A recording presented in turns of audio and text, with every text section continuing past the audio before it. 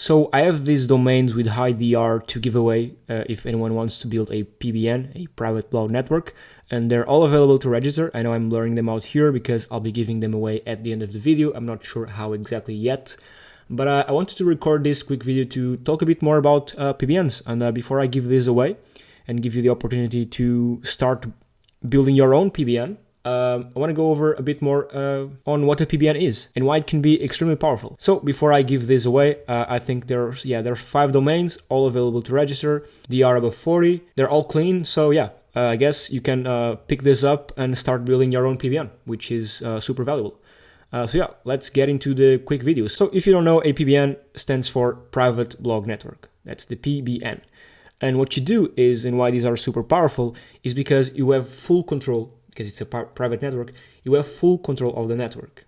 So this is, let's say your PBN has 3 different sites, so PBN site 1, PBN site 2, and PBN site 3. You can build this exactly how you want. So let's say this is the actual site.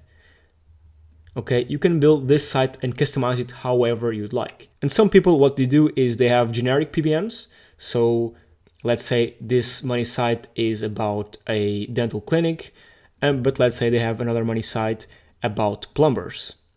What they do to be able to use their PBN to multiple money sites is make these sites and the PBN itself generic. So instead of making these PBN sites all about dentistry or dental clinics, they make them more generic. So they'll be able to link them to the site about plumbers, for example. Because if they were to be all about dentists or in the dentist niche, it wouldn't make much sense to link them or to have links to a plumbing-based site.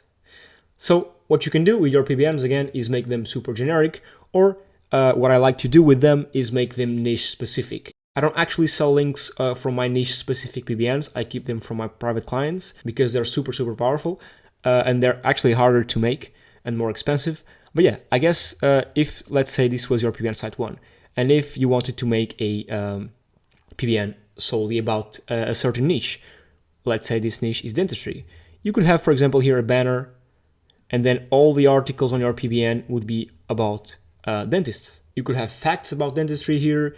You could have links to authoritative sources about dentistry.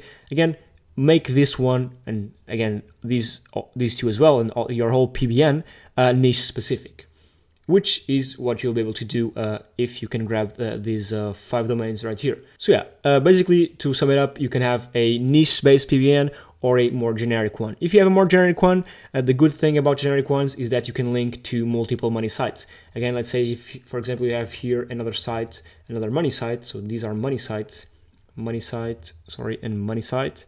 This one is about plumbing. This one is for a dentist. And let's say this one is for a plastic surgeon. If you have a more generic PBN, let's say you invested in 3 sites. In this case, let's say 5. You have five sites on your PBN, and you're working with 3 different clients. What you could do with this PBN, if it were more generic, you could link all these domains to the different money sites.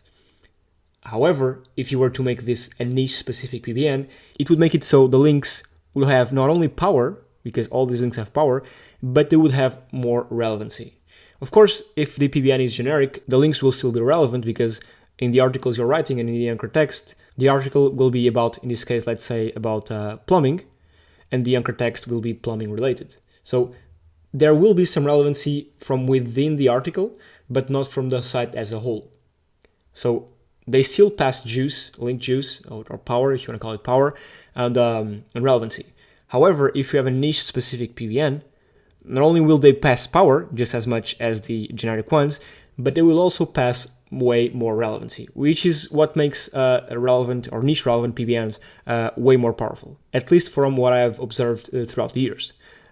This right here is just simple PBN 101 knowledge. You shouldn't link between your PBN sites, so don't do this, because if, say, someone finds one of your PBNs, they'll just look at the links and they'll track down all your others, and they can crack down your network. So make sure you don't interlink between them, because again, your PBN is an asset. I mean, you're going to register these domains. You're going to pay $10 or $9 per year. I think this is per year. And then you're going to invest in content. You're going to invest in security. So a PBN is an asset, a valuable asset. So you want to make sure you protect it at all costs. And I'll have a video on how to protect your PBN and best practices.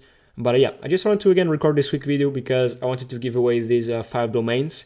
I guess I'll give them away to the first person that comments. I'll give them away to the first person that goes to vetted.com and sends me a message on my profile saying, hey, what's up, just watch your video and I want to grab the 5 domains, and I'll send them over to you.